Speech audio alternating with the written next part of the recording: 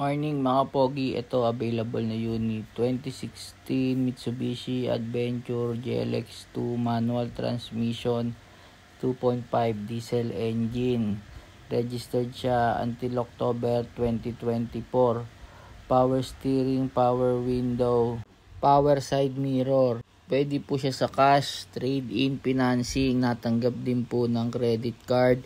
Naka-stock mags po, mga kapalang gulong. See to appreciate po para makita nyo yung ganda ng unit.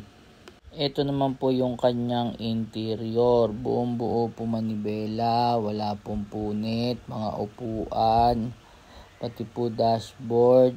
88k mileage po. Malamig po ang aircon, kumpleto po ang papel. RFID and auto sweep installed na rin po. Ito naman po yung upuan sa likod, buong buo rin po upuan, wala pong punit. 7 to 9 seater po pwede, depende po sa uupo. Ito naman po yung upuan sa pinakalikod, tapatan po, natitiklop din po yung upuan. Pwede rin po lagyan ng mga bagahe.